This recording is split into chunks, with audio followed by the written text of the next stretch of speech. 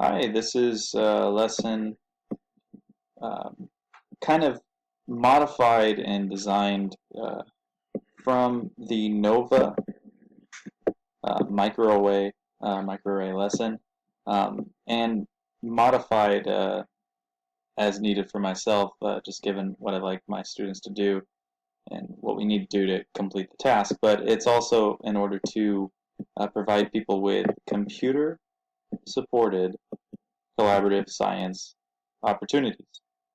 And what that means is, as we go through the lesson, we'll have opportunities to input data and overall as a class, kind of review the data we have, analyze it, engage in science and engineering practices, potentially argument, communicating our ideas, evaluating evidence, and the data that we bring together overall as a class as we investigate our patients and we use the microarray tool. Just in general,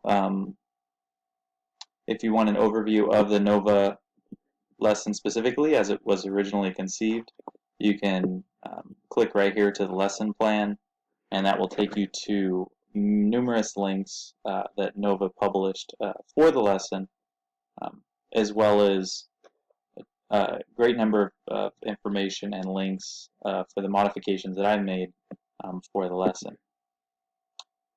All right. To begin this lesson, what we do is begin it with a scenario or problem.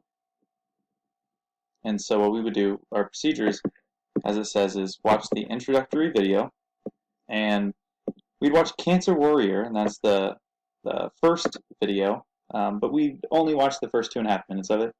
The embedded video is the entire episode, but for our purposes, we just want to introduce an issue, and in this case, it's a patient dealing with cancer, and we'd allow that to be a starting point to recognize how we, as researchers in this lesson, can potentially help patients suffering from cancer using the microarray tool.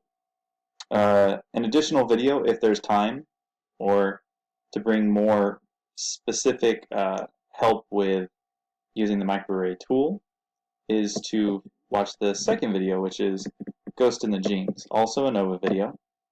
And Ghost in the Genes was originally designed to accompany this lesson. And here it is. And this video itself is shorter. You can watch it in its entirety.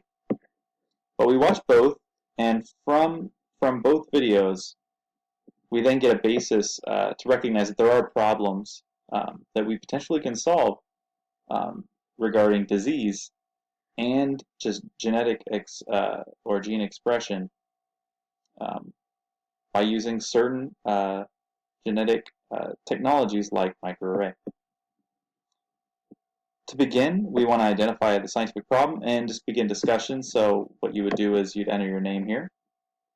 You'd provide ideas of what diseases you feel are concerns for you as you think about others in your life or your own health or others' health, people like family and friends. But what diseases do you feel like are concerns for everyone? What should people generally be worried about? What are diseases or syndromes that cause general problems for society?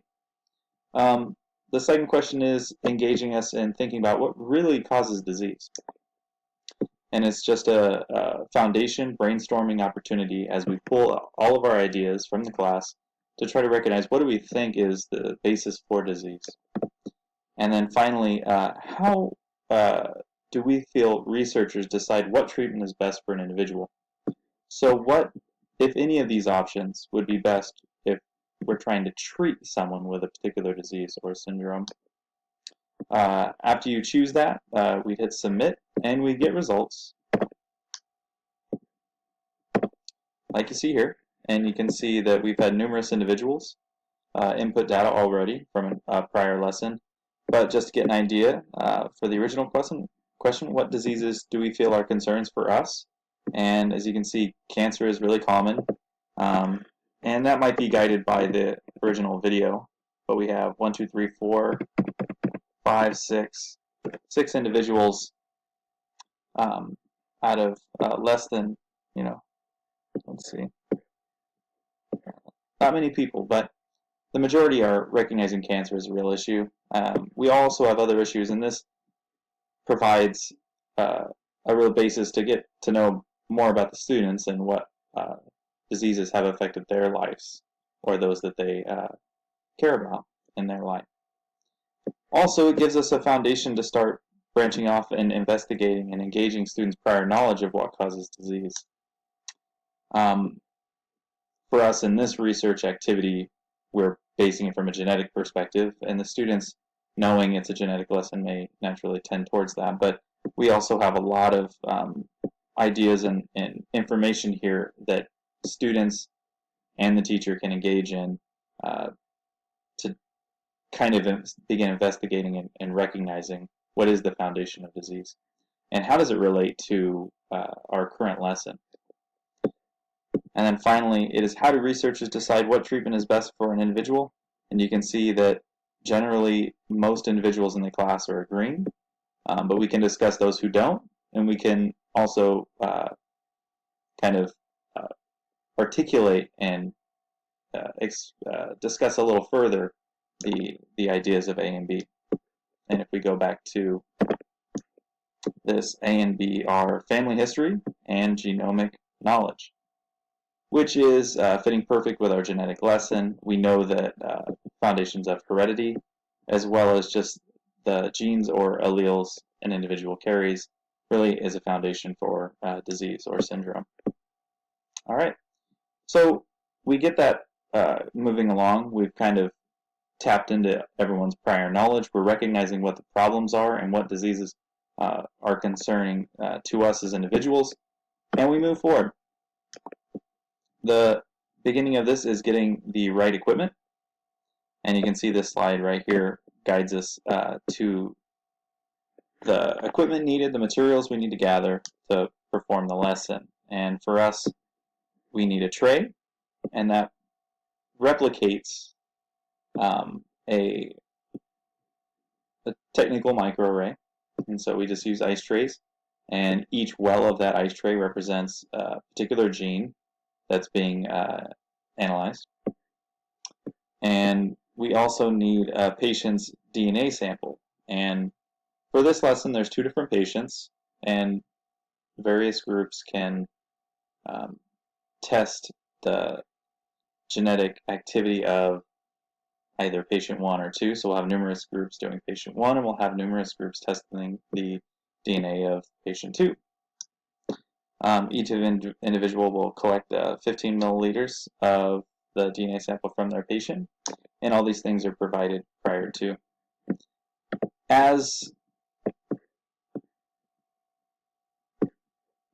Once we've collected our materials, which essentially is a prepared microarray tray and the patient's DNA, we're ready to begin placing the patient's DNA into the reservoir of each gene, containing each gene within the microarray system. For further explanations, you can always go back to the very top. We have a breakdown of the lesson to know exactly how to set those microarray trays up. If you're a student, go ahead and just begin using it. In order to do so, for patient 1 or patient 2, both recently diagnosed with skin cancer,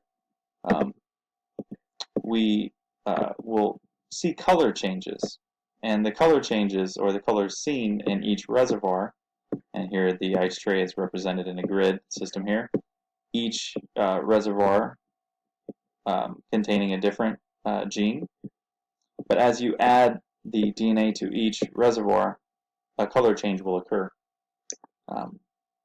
In this example, dark pink indicates that a gene is strongly expressed. It's producing a high level of protein, an above average amount of protein. If the color change is light pink, it means that the gene involved in that patient is strongly repressed or silenced. A gene is not making any protein. And if it's clear when you add the patient's DNA sample to the reservoir, it means that the gene is kind of normal functioning. It's producing a normal or average amount of a protein. This slide overall gives you an opportunity to test your skills and your understanding of what a positive, a minus, or a 0 would be, as represented by genes active, inactive, or normal functioning. This slide right here shows us how we can start documenting in our notebooks or on a worksheet or a printed slide, just like you see here. They can document the activity of each gene for your patient.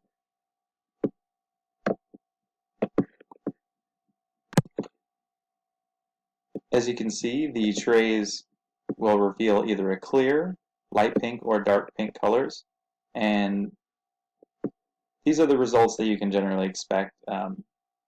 Make sure that a tray is clean prior to placing the genetic material into each reservoir, otherwise you might get false positives. So if you find your group doesn't have the same results as another group doing the same patient, you need to then engage in analysis of these results and start identifying what might be causing the experimental error. And you probably then, at that point, want to clean the equipment, allow the teacher to help you, and set the microarray up one more time to try to get common results between each patient. Once you have identified which genes are active, inactive, or kind of normal functioning and producing of proteins, the next part of the task is to go to the data form. And clicking on there, you can see that some individuals previously have placed their team name, recognized their patient, and outlined genes in this column that are turned on, genes in this column that appear to be turned off and not making protein, and genes here that are making a typical amount of protein. Once you have that data entered, you will then use that as a starting point for discussion and sharing of the results, comparing the results of groups, comparing the results of patient 1 to patient 2, and comparing the results within groups doing each patient. And this is another opportunity to make sure that the trends for for patient 1 are the same amongst different groups, and if not, to reevaluate the data and potentially start again, ensuring that each group is reducing experimental error and getting similar results, assuming they're doing the same patient. All right, these results here will be crucial in your effort to use microarray to prescribe proper treatments for your patients, both of which are currently suffering from skin cancer. So once you've used the data form here to enter in the genes overactive, inactive, or normal functioning, you then want to consult this slide right here in order to get a sense of the available prescription drugs used to treat patients with skin cancer. In this example, if you look right here, you can see that this drug, zaclofloxacin, should not be used if one or more of these genes is active.